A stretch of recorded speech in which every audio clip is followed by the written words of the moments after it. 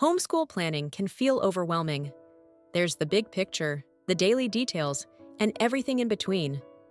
Over the years, I've figured out a system that keeps us on track without making me lose my mind.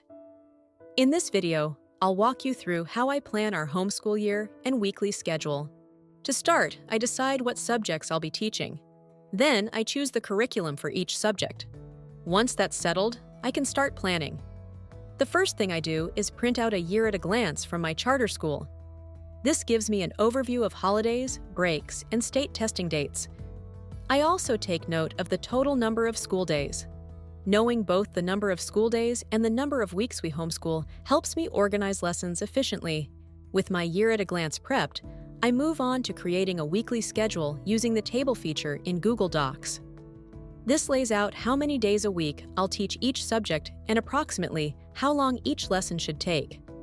I call this my time schedule for easy reference throughout the video. To set up the table, I create a column for each day of the week and add a row for each subject. This part takes time because I have to balance the workload. If a day ends up with more hours than I'd like, I reassess and adjust. I also factor in extracurricular activities, though that part is tricky since schedules change year to year. I try to keep things consistent, but I also prepare for flexibility. For example, on days with enrichment classes or other activities, I schedule lighter lessons or plan for road schooling.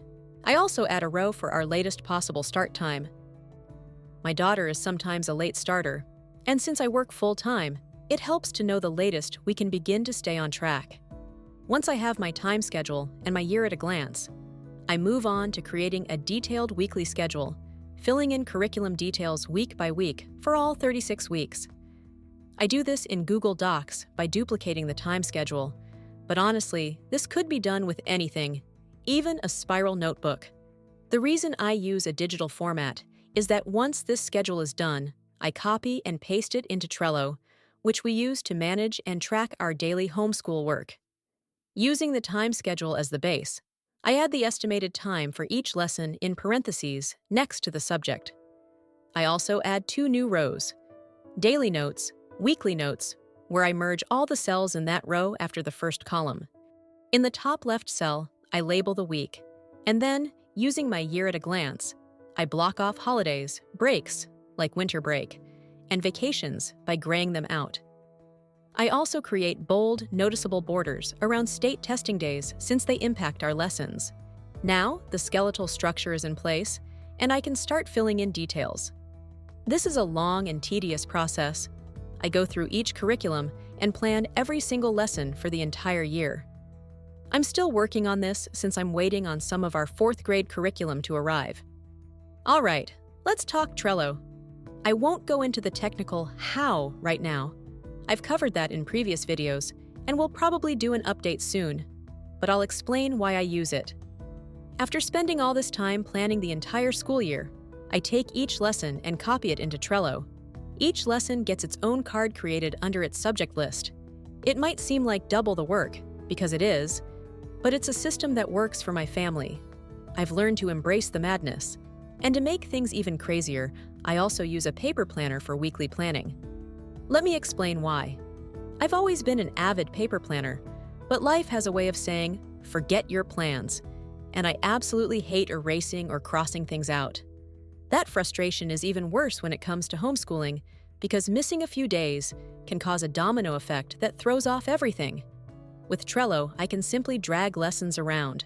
No erasing, no crossing out, no mockery from my planner. If we miss a day, I can move it to catch up or flag it for a later date. Trello gives me the flexibility I need, and having everything pre-planned helps me get back on track quickly. My daughter, who's currently in 3rd grade, also has her own Trello board. She can log in, see her schedule, and check off tasks each day. I also love that I can include links directly in Trello. For example, her grammar, writing curriculum, typing lessons, or science and social studies videos. So far, I've focused on how I plan for the year, but yearly planning also sets me up for weekly planning. Here's how that process works. For the base, I create a weekly schedule in Trello. Create a card for each subject for that day. The list is titled as the day. Then, using my detailed curriculum cards, I drag and drop under the correct day and subject. If there are any catch-up cards from the previous week, I address those first. This step is quick, and it's where all that yearly planning starts to pay off. And then, there's my paper planner. Every Sunday, I set aside time to play a board game with my partner and plan for the upcoming week, including meal planning and homeschool planning.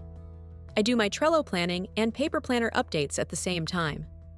Honestly, my paper planner probably isn't necessary, but I can't let go of it. I use it to keep track of a lot of information, though actual lesson planning is probably what I use it for least. What I do find beneficial is getting familiar with the upcoming week. Since I plan so far in advance, most of it has already left my brain. Writing it down helps me retain information and mentally prepare. I also love looking back at what we did each week. While I could track everything in Trello, I don't always like assigning dates to tasks. Again, the mocking. My paper planner also helps me plan materials and books for the upcoming week and reflect on what worked, what didn't, and any adjustments I need to make. And that's how I plan our homeschool, both for the year and week. I hope some of this made sense. Staying on track and focusing isn't one of my strengths, which is why I have to be super organized to function. If you made it this far, thank you. I'm trying a new approach with my channel. This format feels less personal to me, but it's the fastest way to get videos out.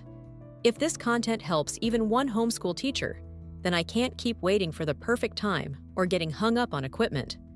I might as well use the method I'm comfortable with, which is what I do for work every day anyway. Thanks for watching. Like and subscribe if you choose.